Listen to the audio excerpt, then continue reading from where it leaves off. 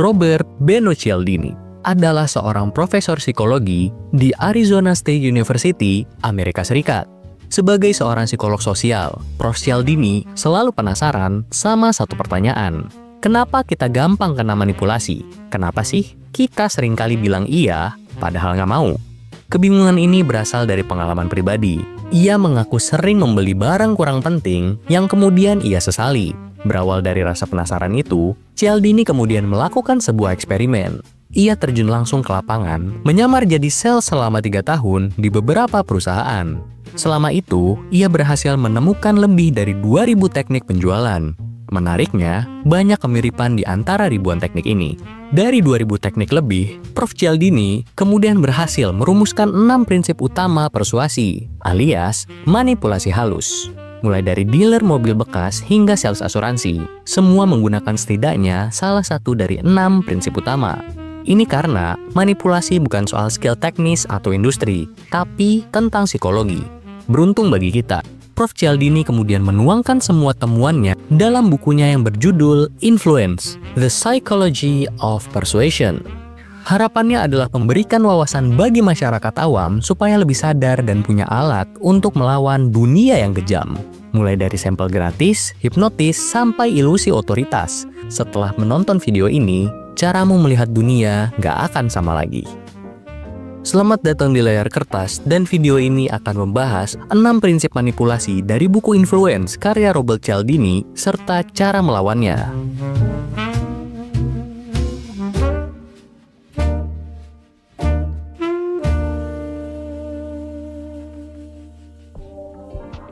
Prinsip pertama, jebakan gratisan. Pernah nggak pas kamu lagi jalan di mall, tiba-tiba ada SPG skincare yang datang? Mau coba kak? Ini gratis kok, nggak beli juga nggak apa-apa, katanya. Kamu pun nurut, dia langsung kasih tester serum dan cermin kecil. Tanpa sadar, beberapa menit kemudian kamu sudah ada di depan kasir, siap buat bayar 1 botol serum seharga ratusan ribu. Awalnya cuma mau lihat-lihat, tapi endingnya malah keluar duit. Kenapa kita sering kejebak buat beli? Cuma karena mereka kasih tester di awal. Jawabannya adalah karena kita nggak enakan. Kelemahan manusia yang rawan jadi target manipulasi. Kita sering mikir kalau manipulasi itu bentuknya agresif, penjual yang teriak-teriak nawarin barangnya, atau sales yang buat kontrak ribet. Tapi nyatanya, manipulasi paling ampuh datang dalam bentuk paling sopan. Sebuah senyuman, sebuah gestur ramah, dan satu kata keramat. Gratis. Prof. Cialdini menemukan trik ini pas dia lagi nyamar jadi sales mobil bekas. Selama bekerja, dia nemu satu pola unik. Ketika calon pembeli baru datang, sales selalu kasih sesuatu secara cuma-cuma. Entah itu segelas kopi, cemilan, atau sekedar senyuman ramah. Dengan berbagai macam gimmick gratisan tadi, peluang terjadinya transaksi langsung meningkat drastis. Kenapa? Karena ketika kita menerima sesuatu, kita akan merasa wajib membalas kebaikan itu. Cialdini menyebutnya reciprocity atau prinsip timbal balik. Manusia punya dorongan psikologis untuk membalas kebaikan atau hadiah dari orang lain. Riset klasik psikolog sosial Dennis Ragan di tahun 1971 memberi gambaran jelas tentang efek jebakan gratisan ini. Dalam eksperimennya, memberikan sekaleng soda ke orang asing akan meningkatkan kemungkinan orang itu membeli tiket lotre dari kita hingga 2 kali lipat, meskipun orang itu nggak suka sama kita. Yang bekerja bukan hubungan pribadi, tapi norma balas budi. Kita ngerasa sungkan karena seolah punya utang ke orang yang memberikan kebaikan. Jadi pas orang itu minta bantuan atau jual sesuatu, kemungkinan besar kita bakal jawab dengan iya. Sayangnya, dunia modern menjadikan hal ini sebagai alat manipulasi yang efektif. Praktek yang paling umum adalah SPG yang menawarkan produk sampel gratis di supermarket. Bisa itu biskuit, cemilan, hingga susu kemasan. Awalnya SPG cuma nawarin kamu buat nyicip sedikit. Setelah kamu selesai, dia nawarin kamu buat beli produknya. Gak jarang, akhirnya kita seolah terhipnotis dan membeli. Bukan karena benar-benar butuh, tapi karena nggak enak hati. Kunci untuk melindungi diri dari teknik ini adalah mengembangkan kesadaran diri. Nggak ada salahnya nerima pemberian orang lain sebagai bentuk sopan santun. Tapi kamu juga harus bisa memisahkan antara membeli karena butuh dan membeli karena nggak enak hati. Tanyain ke dirimu sendiri, kalau nggak ada gratisan ini, apakah saya akan tetap beli? Atau, apakah saya memang mau beli ini sebelum dikasih gratisan tadi? Ingat, rasa sungkan bukanlah alasan untuk membeli hal yang kamu nggak perlu. Kebaikan tulus tidak seharusnya menimbulkan tekanan. Kalau sampai ada, berarti ada udang di balik batu. Prinsip kedua, kutukan konsistensi. Apakah kamu pernah merasa terpaksa melakukan sesuatu karena sudah bilang iya di awal? Bukan karena benar-benar mau, bukan karena masuk akal juga, tapi ya udah karena terlanjur aja. Entah itu tetap ikut nongkrong karena sudah janji ke teman kerja, padahal kamu lagi ada banyak kerjaan. Atau tetap bantu temanmu ngerjain PR karena sudah ngomong pas di kelas tadi siang. Tenang, kamu nggak sendirian. Kita semua pernah ngalamin hal serupa. Manusia punya kecenderungan untuk membentuk identitas dirinya dari keputusan di masa lalu. Istilahnya adalah bias konsistensi. Kalau kemarin kamu bilang kamu adalah pecinta kopi, hari ini kamu akan berusaha untuk jadi semirip mungkin kayak orang yang beneran suka kopi. Meskipun terkadang cuma pura-pura. Dalam sebuah eksperimen, sekelompok orang yang bukan pecinta lingkungan diminta untuk pasang stiker kecil bertuliskan, "Saya cinta lingkungan." Seminggu kemudian, tim riset minta orang-orang yang sama buat pasang papan besar di halaman rumah mereka dengan tulisan sama seperti di stiker. Lucunya, mereka bersedia untuk melakukan hal ini. Alasannya, mereka sudah terlanjur bilang bahwa mereka peduli dengan memasang stiker di awal. Cialdini menamai bias ini kutukan konsistensi. Manusia ingin terlihat konsisten, dan keinginan itu bisa jadi celah untuk praktek manipulasi. Penjual mobil bekas adalah contoh pihak yang berhasil dalam memanfaatkan hal ini. Ketika sedang menyamar, Cialdini temukan taktik penjualan aneh. Dealer mobil bekas tidak langsung menjual mobil. Mereka mulai dengan hal kecil, meminta calon pembeli mengisi formulir minat, mencoret mobil yang mereka tidak suka, lalu tanda tangan di halaman spesifikasi. Formulir ini bukanlah dokumen hukum, tapi begitu ada tanda tangan, peluang membeli naik drastis. Formulir itu adalah umpan untuk memancing komitmen awal dari pembeli. Pas udah tanda tangan, pembeli jadi terpaksa untuk melakukan transaksi karena takut dicap nggak serius kalau mundur. Contoh lain dari trik manipulasi ini adalah kelas webinar gratis. Awalnya memang gratis, tapi setelahnya kita malah diundang ke grup Telegram eksklusif dan diminta untuk upgrade ke kelas lanjutan yang harganya bisa jutaan. Untuk melawan trik ini, penting bagi kita untuk melihat kembali komitmen awal yang sudah kita buat. Setelah itu, bandingkan dengan kondisi saat ini. Kalau memang komitmen awal tadi masih sesuai dengan minat dan kebutuhanmu sekarang, maka sah-sah aja buat tetap lanjut. Tapi kalau kamu sudah merasa nggak masuk akal buat lanjut, ya mending berhenti aja. Poin penting di sini adalah kita harus bisa menerima fakta bahwa keadaan sudah berubah. Komitmen awal yang kita buat bisa jadi juga berdasar pada informasi yang kurang lengkap atau salah. Mengubah keputusan adalah hal yang manusiawi. Komitmen sejatinya bukanlah hal yang buruk, tapi ketika kita sudah terlalu terikat dengannya, maka itu akan menjadi kelemahan, khususnya dalam dunia manipulasi. Prinsip ketiga, hipnotis massa. Bayangin, kamu lagi scroll Shopee malam-malam, ada satu barang yang lagi kamu incer. Kamu lihat ada dua toko yang jual barang itu, harga sama, ongkir sama-sama gratis. Yang beda cuma satu, barang di toko A punya 10.000 lebih ulasan, sedangkan di toko B cuma 100 ulasan. Tanpa pikir panjang, kamu langsung beli dari toko A. Bukan karena kamu yakin barangnya bagus, tapi karena pemikiran kalau banyak yang sudah beli, berarti aman. Tapi, bagaimana jadinya kalau semua yang kamu lihat adalah manipulasi? Ini adalah salah satu teknik manipulasi paling populer. Hipnotis massa atau yang Cialdini sebut social proof dalam bukunya. Efeknya paling kuat ketika kita lagi bingung, ragu, atau berada di luar zona nyaman. Cialdini pertama kali melihat trik ini ketika sedang bekerja di sebuah bar. Di bar itu ada sebuah toples tip yang menampung uang receh dari pelanggan. Karena pelayanan bar cukup mediocre, toples itu biasanya kosong. Pada suatu hari, pemilik bar memasukkan banyak uang recehnya sendiri ke dalam toples tip. Tujuannya untuk memberi ilusi kalau pelayanan mereka bagus dan banyak pelanggan yang ngasih tip. Hasilnya, banyak pelanggan yang akhirnya ikut-ikutan masukin uang ke toples itu. Padahal pelayanan barnya nggak ada yang berubah. Teknik ini sangat efektif karena pada dasarnya manusia adalah makhluk sosial. Kita hidup dan berkembang dalam kelompok. secara nggak sadar, insting mendorong kita untuk jadiin orang lain sebagai patokan buat tahu mana yang benar. Dalam sebuah eksperimen klasik tahun 1950-an, psikolog Solomon Asch menemukan bahwa seseorang akan mengubah jawabannya yang jelas-jelas benar hanya karena semua orang di ruangan memilih jawaban yang salah. Manusia rela mengorbankan banyak hal supaya bisa sama dengan mayoritas orang di sekitarnya. Selain kasus ulasan palsu di platform e-commerce, trik ini sering hadir dalam bentuk antrian palsu. Mungkin kamu masih ingat sama franchise mangga-manggaan yang sempat viral beberapa tahun lalu. Si mangga ternyata sudah setting waktu supaya tiap pesanan jadinya agak lama. Akhirnya, muncul antrian yang panjang yang memancing rasa penasaran dari pengunjung lain. Orang mengira ramai karena enak, tapi ternyata karena antrian settingan. Kunci untuk bisa melawan adalah mengembangkan kebiasaan berpikir kritis. Pas kamu ngelihat ulasan ramai atau antrian panjang, coba berhenti sejenak dan pertanyakan seberapa asli dan terpercaya bukti itu. Reviewnya sih bintang 5 semua, tapi kok kayak sama semua ya kalimatnya? Ini rame karena emang beneran enak atau karena dia lama buatnya ya? Ketimbang cuma ikut-ikutan, kamu juga harus pertimbangin kebutuhanmu ketika mau membuat keputusan.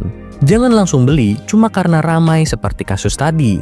Kekuatan massa memang bisa jadi panduan yang baik, namun perlu pola pikir kritis supaya kita nggak kena jebakan-jebakan manipulator. Prinsip 4. Perangkap rasa nyaman. Prof. Cialdini menemukan hal menarik ketika kerja di agen asuransi. Awalnya, dia pikir agen terbaik adalah mereka yang paling jago ngejelasin fitur dan benefit produk-produknya. Ternyata, ia salah besar. Agen asuransi dengan penjualan terbaik bukan yang tahu produk luar dalam, tapi adalah mereka yang jago buat klien merasa nyaman. Cialdini pernah ikut melakukan kunjungan bersama seorang agen asuransi top di perusahaannya. Agen ini ternyata punya trik khusus. Saat mereka tiba di rumah klien, si agen nggak langsung bahas soal detail teknis. Dia perhatiin dulu bingkai foto keluarga, buku di rak, dan merchandise klub bola favorit klien.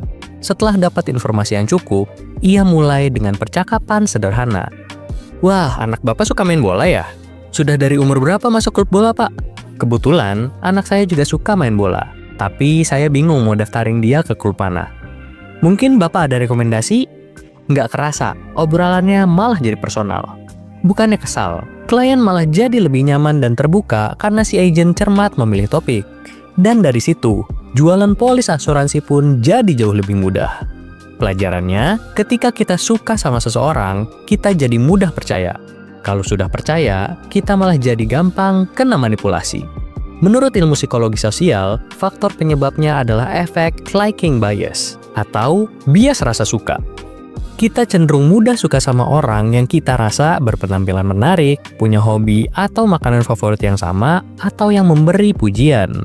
Pas udah suka, kita bakal nganggap orang itu lebih pintar, jujur, dan terpercaya. Meskipun seringnya nggak ada bukti pendukung yang kuat. Makanya kita sering nyimpulin kalau orang ramah pasti lebih jujur. Padahal belum tentu. Salah satu master dari trik ini adalah sales mobil tersukses dalam sejarah Amerika Serikat, Joe Girard. Dalam 15 tahun, ia berhasil menjual 13.000 mobil, bukan ke perusahaan, tapi ke pembeli individu. Rahasianya, pertama, Girard selalu menawarkan harga yang masuk akal. Yang kedua, ia rutin mengirimkan kartu ucapan bertuliskan I love you tiap bulannya ke pembeli lama maupun calon pembeli. Ia membangun reputasi sebagai penjual yang ramah dan membuat nyaman pelanggan tanpa mengesampingkan kualitas. Girard adalah paket lengkap. Sayangnya, nggak semua orang menggunakan trik ini seperti Girard. Banyak yang memanfaatkan rasa nyaman untuk melakukan penipuan. Perangkap rasa nyaman sebagai modus penipuan sering terjadi di dating app seperti pada kasus Tinder swindler yang sempat bikin heboh. Pelaku membuat akun palsu, memberikan pujian berlebih ke target, lalu minta uang untuk kondisi darurat, dan menghilang. Kasus lain yang marak adalah investasi bodong dari teman lama. Banyak orang tertipu investasi ilegal bukan karena orang asing, tapi malah karena penipunya adalah teman pas kecil, teman SMA, atau tetangga lama. Cara paling gampang untuk melawan perangkap rasa nyaman adalah memisahkan antara orang dan penawarannya. Kalau kamu ragu, coba pikirin pertanyaan ini. Apakah saya beli karena produknya memang bagus dan sesuai kebutuhan? Atau cuma karena saya suka sama yang jual? Memang butuh sedikit latihan supaya terbiasa, tapi manfaatnya akan sangat terasa nantinya. Selain itu, kamu juga harus sadar bahwa orang bisa merekayasa rasa nyamanmu. Ada yang memang tulus, namun tidak sedikit juga yang licik. Jangan buru-buru percaya, apalagi kalau orangnya terlalu cepat akrab dan terlalu banyak memuji pas baru ketemu. Dalam dunia yang haus validasi, banyak yang belajar untuk jadi disukai. Bukan karena mereka peduli, tapi karena mereka ingin memanipulasi. Prinsip 5. Ilusi otoritas. Di bulan Maret 2025, ada sebuah video yang viral.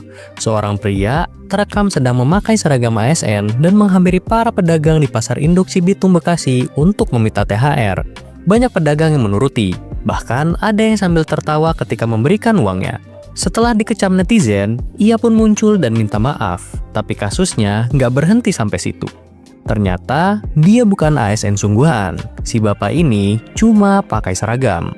Ini adalah ilusi otoritas. Semua orang percaya bukan karena logika atau bukti, tapi karena seragamnya.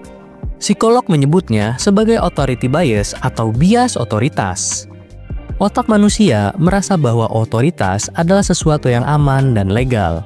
Dari kecil pun kita selalu diajarin buat taat dan hormat ke figur otoritas seperti orang tua, kakek nenek, dan guru.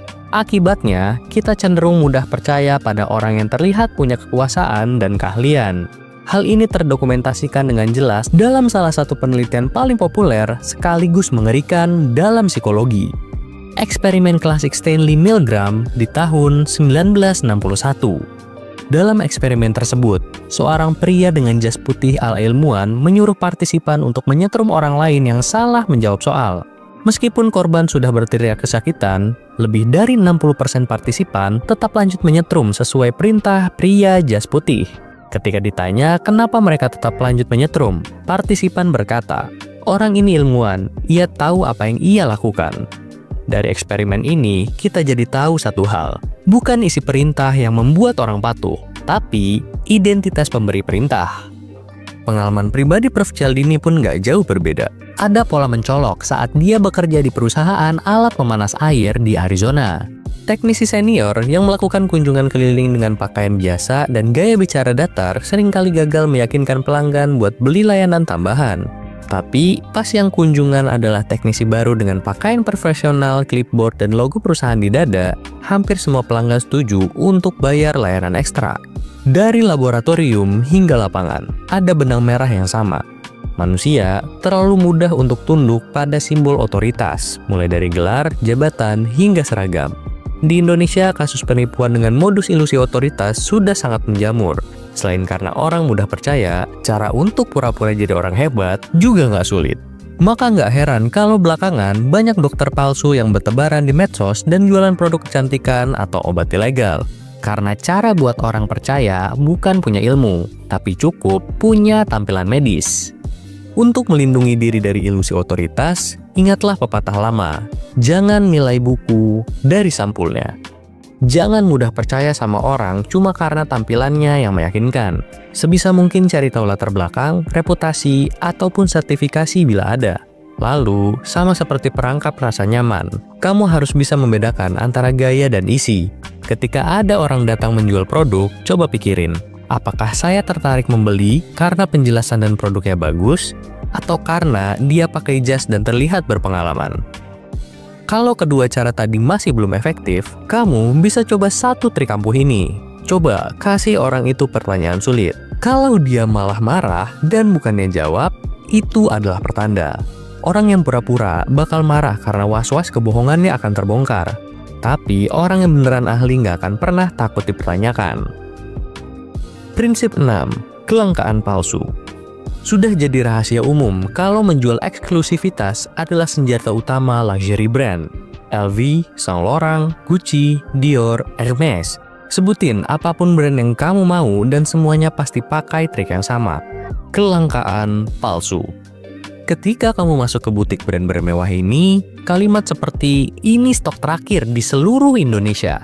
Atau ini barang edisi terbatas, jadi memang sisa satu aja, akan selalu muncul. Apakah barangnya beneran mau habis? Belum tentu juga. Tapi kita nggak tahu gimana persisnya. Brand yang pegang kendali penuh dan mereka ingin menciptakan persepsi kelangkaan dalam otak pelanggan. Mereka bukan menjual produk, tapi menjual rasa istimewa karena nggak semua orang bisa punya barangnya. Di dunia sales marketing, ada dua jenis trik kelangkaan palsu yang populer. Yang pertama adalah kelangkaan barang seperti contoh tadi. Dulu, memang trik ini jadi senjata andalan brand mewah. Tapi sekarang, semua penjual berlomba-lomba pakai trik ini karena memang sangat efektif. Coba, sekarang kamu buka aplikasi e-commerce favoritmu dan cek barang di keranjang. Ada nggak barang yang tulisannya tersisa 1 atau tersisa 2? Setelah lihat itu, apakah kamu langsung jadi pengen beli? Kalau jawabannya iya, selamat. Kamu sudah masuk jebakan kelangkaan palsu. Tapi jangan khawatir, kamu nggak sendiri. Semua pernah ada di posisi itu. Penyebabnya adalah rasa takut kehilangan di otak kita. Dua peneliti pemenang hadiah Nobel, Daniel Kahneman dan Amos Tversky, menamakannya loss aversion atau keengganan terhadap kerugian. Riset mereka nunjukin kalau partisipan nggak menilai kehilangan dan pendapatan secara seimbang. Rasa sedih dari kehilangan uang 2 kali lebih besar daripada rasa senang ketika mendapatkannya. Padahal jumlah uang dalam dua skenario itu sama. Manusia jauh lebih takut kehilangan, mulai dari uang, pekerjaan, hingga relationship. Kalau kembali ke kasus belanja online, trik kelangkaan palsu akan memicu mekanisme loss aversion tadi dalam otak kita secara nggak sadar, yang akhirnya membuat kita melakukan pembelian gegabah. Selain kelangkaan barang, bentuk populer lainnya adalah kelangkaan waktu alias penawaran waktu terbatas. 10 tahun yang lalu, trik ini populer di dunia properti. Agen atau iklan properti punya kalimat ajaib untuk membuat kita membeli. Hari ini, harga spesial, besok udah naik. Simple dan persuasif, tapi itu nggak ada apa-apanya kalau dibanding sama trik tergila zaman modern. Promo tanggal kembar, 11, 22, sampai 12/12. Ada hari khusus di tiap bulan di mana semuanya ngasih diskon gede-gedean. Dua kata kunci di sini adalah diskon dan 1 hari. Karena cuma sekali sebulan alias langka, kita jadi takut ketinggalan. Dengan iming-iming diskon, kita pun jadi kalap. Bayangin kalau dua trik ini dikombinasikan. Sudah produknya sisa 1, dapat diskon spesial pula di tanggal kembar. Masa nggak beli sih? Trik kelangkaan palsu adalah salah satu pendorong perilaku konsumtif. Untuk mencegah agar tidak masuk ke lubang jebakan, kamu perlu melatih kesadaran diri. Pas muncul dorongan takut kehabisan, berhenti sejenak lalu coba tanya ke diri sendiri. Apakah saya benar-benar perlu barang ini? Atau saya cuma takut kehabisan karena barang ini kelihatan laku banget? Dan, apa saya memang butuh barang ini? Atau cuma nggak mau kelewatan diskon tanggal kembar aja? Banyak penjual yang berusaha menciptakan kelangkaan palsu supaya laku.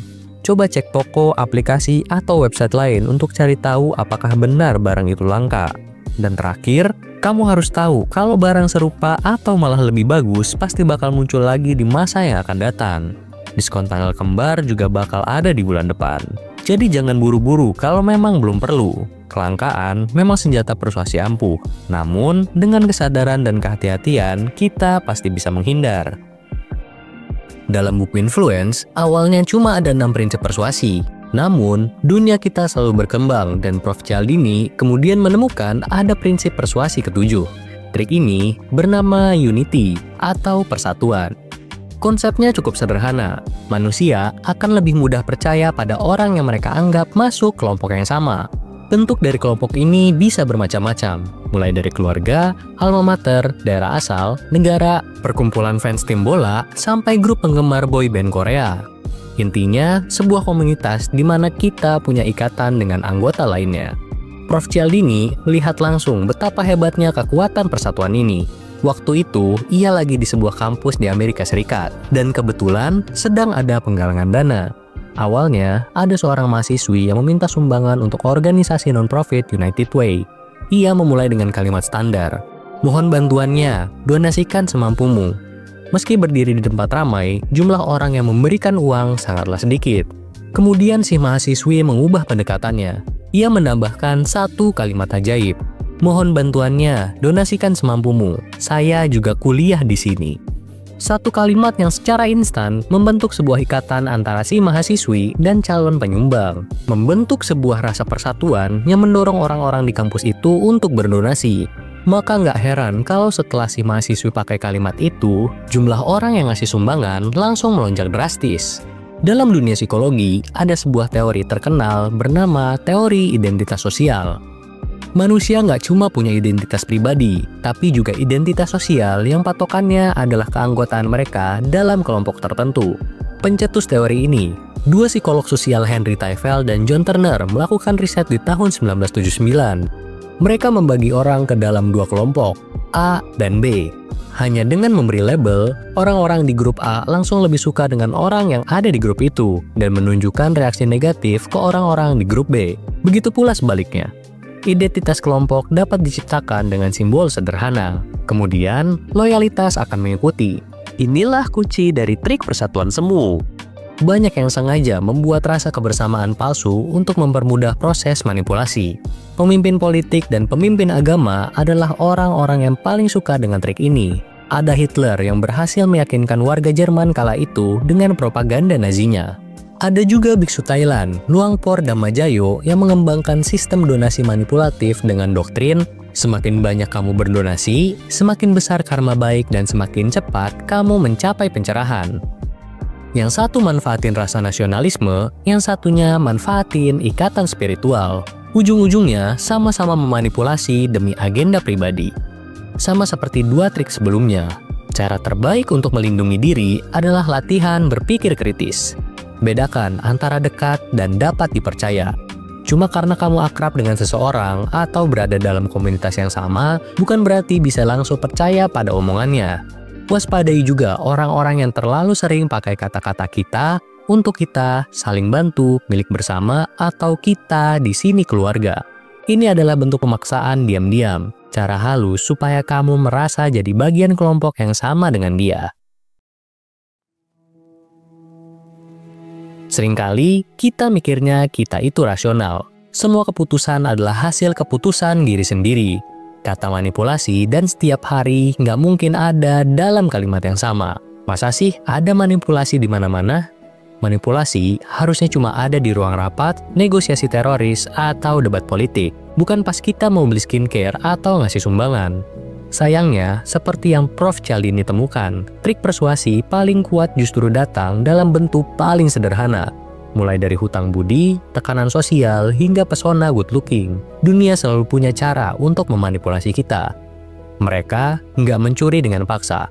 Mereka membuat menyerahkan sendiri uangmu. Seolah itu semua hal yang normal.